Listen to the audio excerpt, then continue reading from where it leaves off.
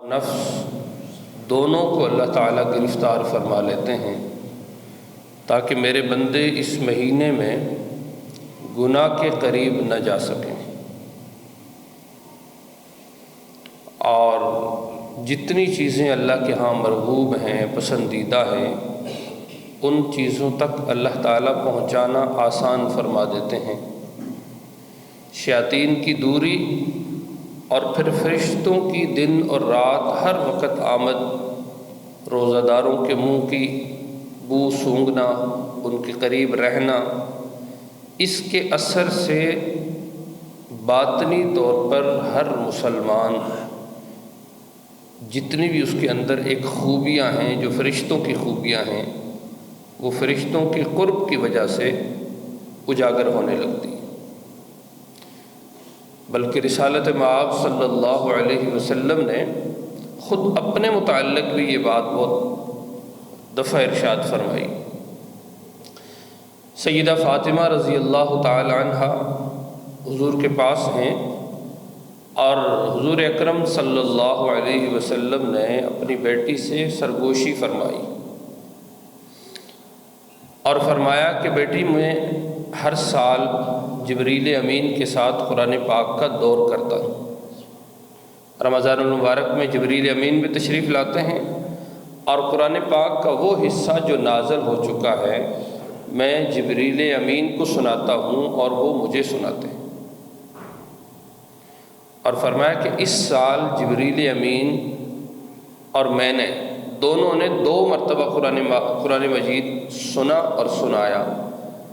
اور فرمایا کہ مجھے ایسا لگتا ہے کہ اب میرے دنیا سے جانے کا وقت قریب آ چکا ہے۔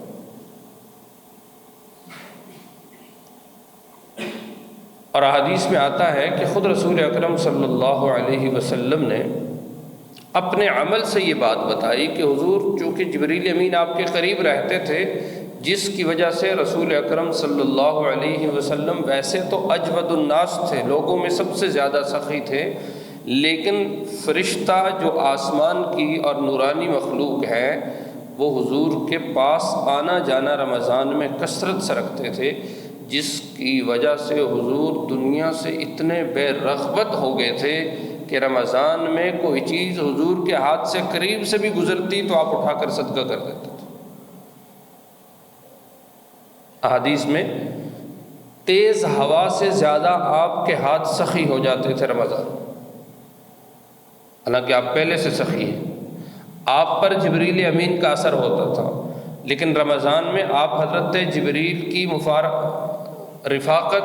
اور ان کی دوستی اور ان کا تعلق، اور اس کے نتیجے میں اللہ کے رسول صلی اللہ علیہ وسلم سخیوں کے بادشاہ تھے، لیکن اب اس میں اور اضافہ ہونے جا رہا تھا۔ اور جب ہر مسلمان کے قریب فرشتے رہتے ہیں تو رمضان میں آپ عام لوگوں کو دیکھیں کہ جو عام دنوں میں تھوڑا بہت صدقہ کرنے کی عادت ہے جن کی، وہ رمضان میں دونوں ہاتھوں سے صدقہ کر رہے ہوتے ہیں۔ تو یہ اللہ تعالیٰ کی طرف سے اس رمضان المبارک میں ہر وہ چیز کہ جو انسان کو نیکی کی دعوت دیتی ہے، اس کے سارے اسباب و علل اللہ تعالیٰ نے ایک آدمی کے قریب میں اور اس کے جسم میں جمع فرما دیے۔ اسی لیے رسالت مآب صلی اللہ علیہ وسلم نے ایک موقع پر مشہور حدیث ہے، سبھی احباب نے سن رکھی ہے،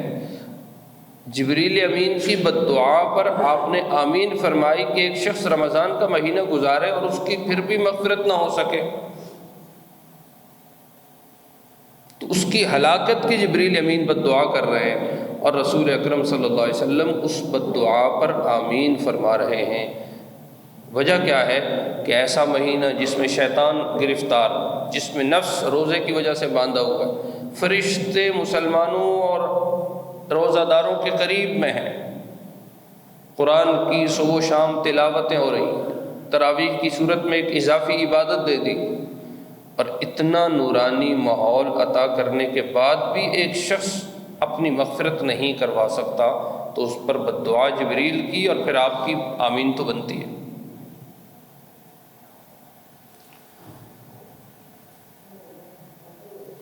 حضرت عبداللہ ابن مسعود رضی اللہ تعالی عنہ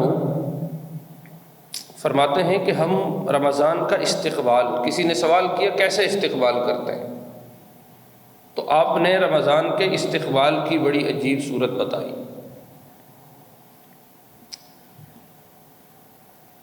کہ ہم صحابہ کرام رمضان کی جو استقبال ہے وہ استقبال ہم اپنے اعمال جو ظاہری اعمال ہیں، کثرت تلاوت ہے، روزوں کا رکھنا ہے، دیگر جو بھی نیکی کے اعمال ہیں، ان سے زیادہ ہم ایک اور چیز سے استقبال کرتے تھے، اور وہ چیز آپ نے فرمایا کہ ہم اپنے دلوں کی اصلاح کرتے تھے کہ ہمارے دلوں میں کسی مومن کا، کسی مسلمان کا، کسی ایمان والے کا غل نہ ہو، حسد نہ ہو، کینہ نہ ہو، بغض ہمارے دل میں موجود نہ ہو۔ ہم رمضان کی آمد پر رمضان کا استقبال اپنے دل کی صفائی کے ساتھ کرتے تھے۔ رسول اکرم صلی اللہ علیہ وسلم ایک مرتبہ مسجد نبی میں تشریف فرما ہے، تو آپ نے صحابہ سے کہا کہ ابھی ایک شخص، تم اگر جنتی کو دیکھنا چاہتے ہو تو ابھی ایک شخص آئے گا اور وہ جنتی ہے۔ تھوڑی دیر گزری تو حضرت سعد بن معاذ رضی اللہ عنہ آئے۔ حضرت سعید خدری رضی اللہ عنہ فرماتے کہ جب وہ آئے تو ان کی آستینیں چڑھی ہوئی تھی، وضو کر کے آ رہے تھے، اور ان کی داڑھی سے پانی کے قطرے ٹپک رہے تھے، اور بہت سادہ مزاج آدمی تھے اور سادگی سے ایسے چلتے ہوئے آ رہے تھے۔ تو صحابہ کرام نے حضرت سعد بن معاذ کو جب دیکھا تو ایک صحابی کہتے ہیں کہ مجھے رشک ہوا کہ سعد ایسا کون سا کام کرتے ہیں کہ جس پر اللہ کے رسول نے یہ بات ارشاد فرمائی کہ اگر تم کسی جنتی کو دیکھنا چاہتے ہو تو وہ ابھی گزرے گا۔ بعض احادیث میں 3 دن اس عمل کی روایت بھی آئی ہے کہ ایک دن آپ نے فرمایا کہ اگر تم جنتی کو دیکھنا چاہتے ہو تو ابھی گزرے گا، تو حضرت سعد گزرے۔ دوسرے دن پھر یہی آپ نے بات ارشاد فرمائی تو تھوڑی دیر کے بعد سعد گزرے، اور تیسرے دن آپ نے جب یہ بات ارشاد فرمائی تو تیسرے دن بھی حضرت سعد وہاں سے گزرے۔ سعد بن معاذ رضی اللہ عنہ انصاری صحابہ میں سے ہیں، اور بہت تھوڑا وقت ان کا ایمان کی حالت کا ہے، بمشکل کوئی 10 سال ان کے بنتے ہیں۔ رسول اکرم صلی اللہ علیہ وسلم کی ہجرت ابھی مدینہ کی طرف ہونے لگی تھی، آپ ہجرت کی تیاریوں میں تھے، اور حضرت مصعب رضی اللہ عنہ وہ مدینہ میں لوگوں کو اسلام اور دین اور قرآن پاک سکھانے کے لیے آپ نے ان کو بھیج دیا تھا، تو وہ چند ایک لوگوں کو لے کر بیٹھے ہوئے مدینہ میں دین کی دعوت دے رہے تھے۔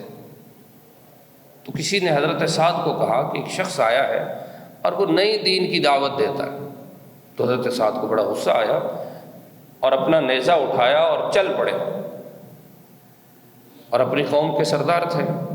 تو جب وہ دور سے آنے لگے تو حضرت اسعد بن زرارہ رضی اللہ عنہ انہوں نے حضرت مصعب سے کہا کہ یہ جو شخص سامنے سے آ رہا ہے نا، یہ ہماری قوم کے سردار ہے، اور اگر اس شخص نے دین کو قبول کر لیا، آپ کی دعوت پر اس نے نرمی کا اظہار کر دیا، تو یہ اپنی قوم میں اتنا نامور آدمی ہے کہ مجھے نہیں لگتا کہ قوم کا ایک آدمی بھی اسلام سے دور رہ سکے۔ تو حضرت سعد جب پاس آئے تو کہا کیا کرتے ہو؟ تو حضرت مصعب نے کہا کہ اگر تھوڑی سی اگر آپ بات سن لیں، اگر آپ کو اچھی لگے تو آپ قبول فرما لیں، اور اگر آپ کو ناگواری گزرے تو ہم آپ کی تکلیف کا کوئی سامان یہاں پیدا نہیں فرمائیں گے۔ سمجھدار آدمی تھے تو کہنے لگے بات تو آپ نے انصاف والی کی ہے، بتاؤ کیا کہتے ہو؟ تو حضرت مصعب نے قرآن کی آیات پڑھ کر سنائی۔ تو حضرت مصعب کہتے ہیں کہ میں نے سعد کے چہرے سے دیکھا کہ اس کی کنڈیشن بدلنا شروع ہو گئی، چہرے کے تاثرات کھلنا شروع ہو گئے، مجھے ایسا اندازہ ہوا کہ اسلام ابھی سعد کے سینے میں داخل ہونے لگا ہے۔ جب میں نے تلاوت بند کی تو حضرت سعد نے کہا کہ پھر اسلام قبول کرنے کے لیے کیا کرنا پڑتا ہے؟ تو میں نے ان کو بتایا کہ آپ غسل فرمائیں اور آ کر شہادت کے کلمات کہیں، آپ اسلام میں داخل ہو جائیں۔ اسلام لے کر واپس اپنی قوم میں گئے اور کہا کہ کوئی اس قوم کا مرد اور کوئی عورت اس وقت تک مجھ سے بات نہیں کرے گا جب تک وہ اسلام قبول نہ کر لے۔ اہل سیر نے لکھا ہے شام سے پہلے پورے قبیلے کے ایک آدمی کے علاوہ، اسیرم، اس کے علاوہ پورے قبیلے کے سارے مرد اور ساری عورتیں مسلمان، اور حضرت سعد بن معاذ رضی اللہ عنہ رسالت مآب صلی اللہ علیہ وسلم کے اشاروں پر قربان ہونے والے شخص تھے۔ اور جنگ احزاب کا واقعہ ہے کہ جب جنگ ہوئی تو وہاں چونکہ جنگ اس نوعیت کی نہیں تھی کہ آمنے سامنے جنگ ہو، خندق کھودی گئی تھی، اور خندق کی دونوں طرف، ایک طرف مسلمان تھے اور دوسری طرف مشرکین مکہ تھے۔ تو ابن عرقہ ایک مشرک ہے، قریشیوں میں سے تھا، تو اس نے ایک تیر چلایا اور حضرت سعد کے بازو پہ لگا، اور یہ جو خون کی نس ہے یہ کٹ گئی، یہ کٹی اور بہت خون بہا اور لاغر ہوئے اور گر گئے، اور کہا کہ اے اللہ، یہ جو مشرکین مکہ ہیں جو تیرے نبی کی تکذیب کرتے ہیں، تو جانتا ہے کہ مجھے دنیا کی سب سے محبوب چیز ان سے جہاد کرنا لگتا ہے، اگر تو حضور اور اسلام کے ساتھ ان کی مزید جنگیں باقی ہیں تو مجھے زندہ رکھ کہ میں جہاد کرتا رہوں، لیکن اگر تو نے یہ فیصلہ کر دیا ہے کہ یہ آخری جنگ ہے، اور بظاہر حالات ایسے ہی لگ رہے ہیں کہ یہ آخری جنگ، تو مجھے اسی زخم سے شہادت نصیب فرما دے۔ اور ساتھ ہی اگلی دعا بھی کی اور کہا یا اللہ مجھے اتنی دیر نہ مارنا جتنی دیر میں بنو قریظہ کا حشر اپنی آنکھوں سے دیکھ کر اپنی آنکھیں ٹھنڈی نہ کروں۔ اب زخم ہے اور اس کا خون بند نہیں ہو رہا۔ آپ کو اٹھا کر لایا گیا مدینہ میں، اور رسول اکرم صلی اللہ علیہ وسلم نے حضرت سعد بن معاذ کا جو چارپائی تھی وہ مسجد نبوی میں رکھی تاکہ میں قریب سے اس کی عیادت وقتاً فوقتاً کرتا رہوں۔ تو اتنے میں رسول اکرم صلی اللہ علیہ وسلم جنگ احزاب سے جب واپس آئے، مشرکین کو اللہ تعالیٰ نے تیز آندھیوں کے ذریعے بھگا دیا، تو 1 مہینے کی تھکاوٹ کے بعد سخت ہوا، سخت طوفان، 1 مہینے تک غسل کرنے کی ضرورت اور غسل کرنے کی پوزیشن ہی نہیں بنی، نہ پانی، نہ کھانا، نہ کچھ، نہ کام۔ تو حضور گھر تشریف لائے تو حضرت ام سلمہ رضی اللہ تعالی عنہ کے ہاں غسل فرما رہے تھے۔ اتنے میں حضرت جبریل آئے اور کہا کہ یا رسول اللہ آپ نے ہتھیار اتار دیے ہیں؟ تو آپ نے فرمایا ہاں۔ کہا ہم فرشتوں نے تو ابھی ہتھیار نہیں رکھے، اور کہا کہ آپ اپنے سمع اور اطاعت کرنے والوں کو کہیں کہ بنو قریظہ کا رخ کریں، اور میں آپ سے پہلے بنو قریظہ کی طرف جا رہا ہوں، ان کے دل میں رعب ڈالوں گا اور ان کے دلوں کو شکستہ کر دوں گا، اور مسلمانوں کا خوف اور ہیبت ان کے دل میں بٹھا دوں گا۔ جبریل امین نکل گئے، لوگوں نے دیکھا کہ دحیہ کلبی ہیں اور وہ گھوڑے پر تیزی کے ساتھ بنو قریظہ کی طرف جا رہے ہیں۔ بعد میں پتہ چلا کہ وہ حضرت دحیہ نہیں تھے بلکہ حضرت جبریل تھے، جو کبھی کبھی حضرت دحیہ کلبی کی شکل میں آیا کرتے تھے۔ اور حضور نے اعلان فرمایا کہ چلیں بھائی، تم میں سے کوئی شخص بنو قریظہ پہنچنے سے پہلے عصر کی نماز نہ پڑھے، وہاں پہنچ کے پڑھنی۔ تو بنو قریظہ پہنچ گئے، اور قریب 1 مہینے کے محاصرہ رہا، اور یہودیوں کے پاس اندر قلعے میں سب کچھ موجود تھا، پانی کے چشمے بھی تھے، کھانے کے ذخائر بھی موجود تھے، علاج معالجہ کے لیے ان کو جو طبی ضروریات تھیں وہ ساری سہولتیں اندر موجود تھیں، اور وہ 1 سال تک بھی اگر باہر نہ آتے، اپنے آپ کو نہ پیش کرتے، تو مسلمانوں کے پاس بظاہر تھکی ہوئی قوم جو 1 مہینے سے خندق کے محاذ پر کھڑی رہی اور اب قریظہ کے محاذ پر ہے، تو یہ لمبا محاصرہ ہوتا تو مسلمانوں کے پاس بظاہر کچھ بھی نہیں تھا، لیکن اللہ تعالیٰ نے ان کے دل میں خوف اور ہیبت ڈالی۔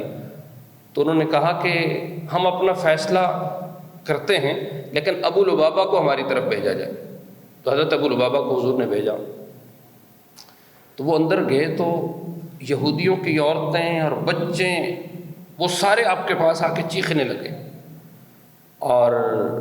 کہا کہ اگر ہم ہتھیار ڈال دیں تو کیسا رہے گا؟ تو ابو لبابہ نے کہا کہ ہتھیار ڈالنے کے علاوہ حل بھی کوئی نہیں۔ تو کہا کہ یہ تو بتاؤ حضور چاہتے کیا ہیں، ہمارے ساتھ معاملہ کیا کریں گے؟ تو حضرت ابو لبابہ نے ایسا اشارہ کیا کہ گردن کاٹی جائے گی۔ یہ کہنے کے ساتھ ہی حضرت ابو لبابہ کو فوراً احساس ہو گیا کہ مجھے حضور نے اس بات کی اجازت تو نہیں دی تھی کہ میں ان کو اپنا فیصلہ اور مسلمان جو بنو قریظہ کے ساتھ کرنا چاہتے ہیں وہ بتاؤں۔ فوراً اپنی اس گناہ کا احساس ہو گیا اور فوراً وہاں سے نکلے اور مسجد نبوی چلے گئے۔ ادھر حضور انتظار کر رہے ہیں کہ ابو لبابہ آتے ہیں، دیکھتے ہیں کیا بات کرتے ہیں یہودی۔ تو حضرت ابو لبابہ آئے مسجد نبوی میں اور ستون کے ساتھ اپنے آپ کو خود ہی باندھ دیا اور کہا کہ میں اس وقت تک اس ستون سے اپنے آپ کو نہیں کھولوں گا جب تک حضور کی طرف سے خود کھولنے کا حکم یا اجازت یا آپ اپنے ہاتھوں سے کھول نہ دیں۔ حضور نے انتظار کے بعد آپ کو اطلاع ہوئی کہ ابو لبابہ تو مسجد نبوی چلے گئے اور انہوں نے تو اپنے آپ کو اس طرح باندھ دیا ہے اور اپنی اس لغزش کا ذکر بھی کیا۔ تو آپ نے فرمایا کہ ابو لبابہ اگر سیدھا میرے پاس آتے تو میں اللہ سے اس کے لیے معافی مانگتا تو ابو لبابہ کو اللہ معاف کر دیتا۔ اب اس نے اپنے آپ کو خود اس سزا کا مستحق قرار دیا ہے تو اب جب تک اللہ کی طرف سے اجازت نہیں ہوگی میں بھی نہیں کھول سکتا ہوں۔ ادھر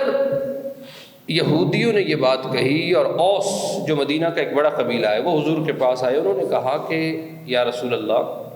خزرج کا بنو قینقاع یہ یہودیوں کا ایک قبیلہ تھا، ان کے ساتھ دوستی تھی زمانہ جاہلیت میں،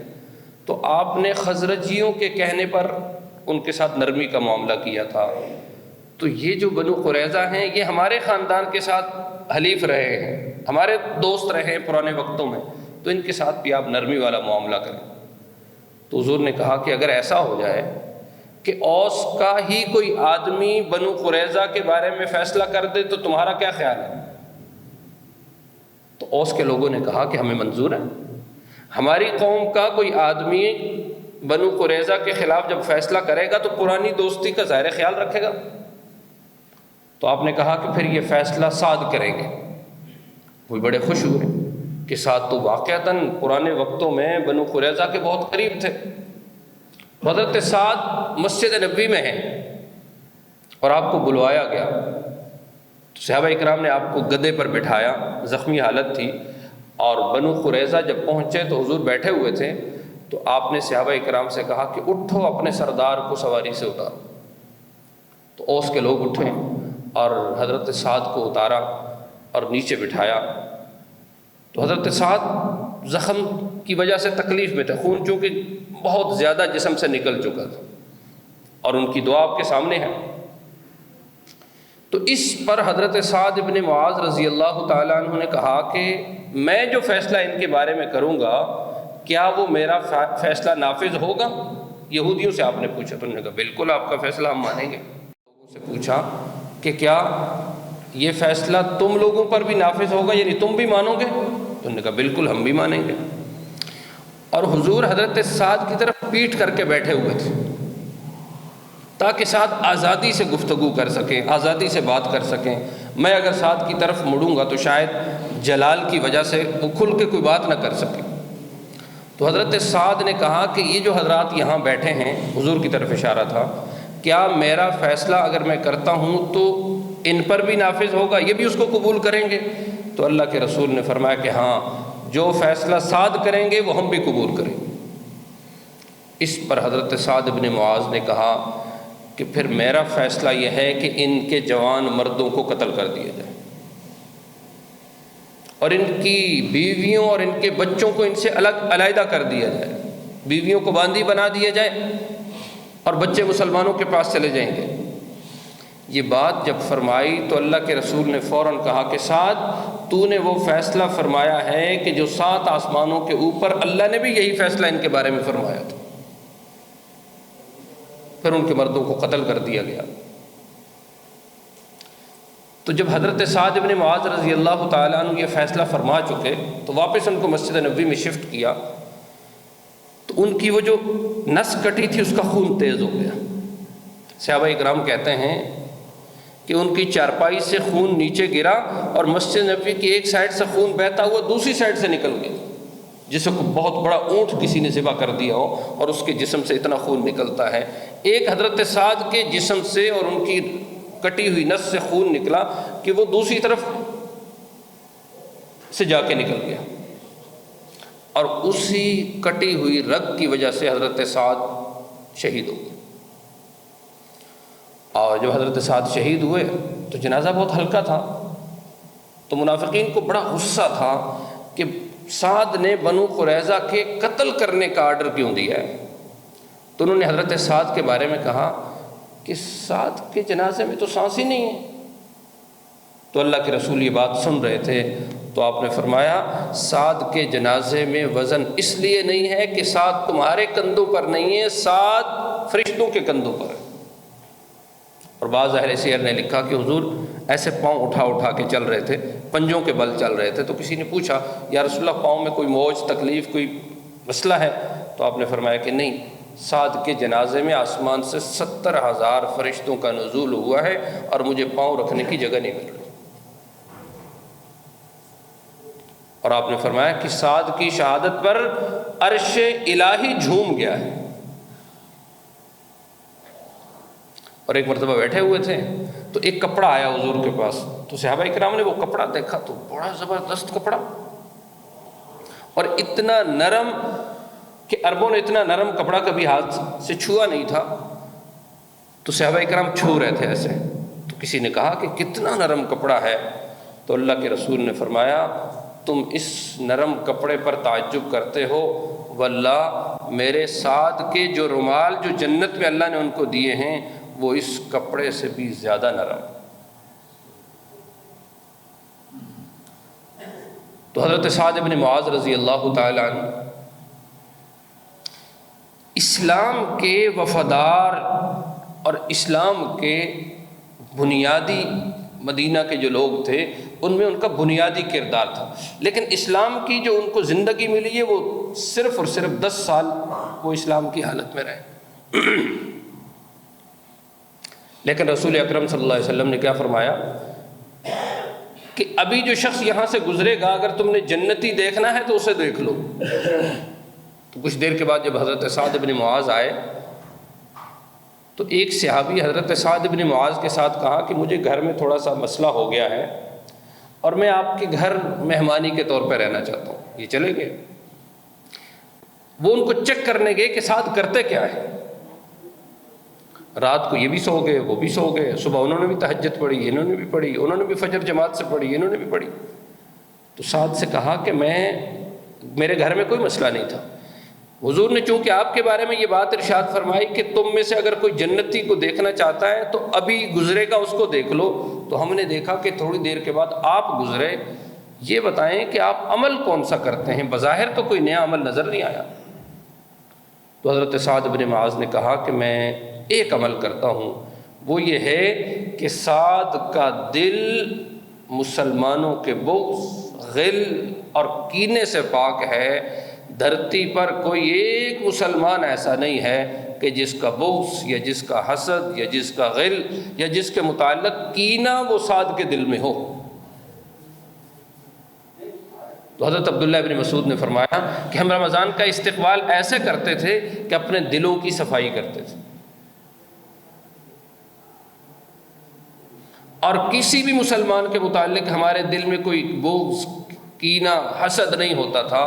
اسی لیے آپ دیکھتے ہیں کہ آج کا مسلمان عبادت زیادہ کرتا ہے،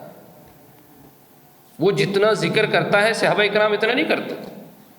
آج کا مسلمان جتنی قرآن پاک کی تلاوت کرتا ہے صحابہ اکرام اتنی نہیں کر سکتے تھے۔ ان کے پاس تلاوت کا ٹائم صرف رات کو ہوتا تھا جو تہجد میں کرتے تھے، دن کو وہ جہاد پہ ہیں، دن کو وہ دین کی دوسرے کاموں میں ہیں، اور دن کو وہ اپنے کاروبار میں بھی مصروف رہتے تھے۔ ہمارے ہاں آج کے زمانے میں قرآن پاک کی تلاوت بھی زیادہ ہے، نیکی کے اعمال سب سے زیادہ ہیں، لیکن کیا وجہ ہے کہ صحابہ کا تھوڑا عمل زیادہ تھا اور ہمارا زیادہ عمل بھی کوئی حیثیت نہیں رکھتا؟ اس کی وجہ دل کا غل اور کینہ اور بغض ہے کہ اگر ہم مسلمانوں کا بغض اور کینہ اور حسد نکال کر اپنے دل سے تھوڑا سا بھی عمل کریں، یہ عمل عرش سے بھی زیادہ وزنی ہے۔ اور اگر ہم کسی ایک مسلمان کے متعلق اپنے دل میں بغض اور کینہ پال کر ساری راتوں کو تہجد اور دن کو روزہ، اور وہ بھی خانہ کعبہ کے سامنے طواف بھی کرتے رہیں، روزہ بھی رکھتے رہیں اور وہاں کی عبادت بھی ہو، لیکن دل کسی مسلمان کے کینے سے آباد ہے، ایسے مسلمان کو خانہ کعبہ کے سامنے روزے رکھ کر طواف کر کے بھی اللہ کے ہاں ایسے مسلمان کی کوئی قدر و قیمت نہیں۔ تو اس لیے ہمارا رمضان کا پہلا جمعہ اور دوسرا روزہ ہے،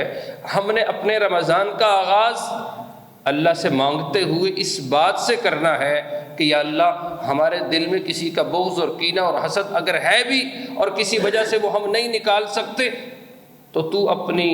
قدرت کاملہ سے ہمارے دلوں کی صفائی فرما دے۔ اور جس آدمی کے دل میں کسی دوسرے مسلمان کے متعلق بغض ہے، دو کام ضرور آج ہمیں کر لینا چاہیے۔ نہ چاہتے ہوئے بھی ہم فون پر اس سے بات کر لیں، نہ چاہتے ہوئے بھی ہر نماز میں ہر وقت اس کے لیے دعائے مغفرت کر لیں۔ اس سے آپ کا بغض، دل کا کینہ ہلکا ہوگا اور ایک آدھ دن میں اللہ تعالیٰ اس کی صفائی بھی فرما دے۔ تو یہ مسلمان جس کے دل میں ایمان آباد ہے اور اس میں ایمان والے کا بغض ہو،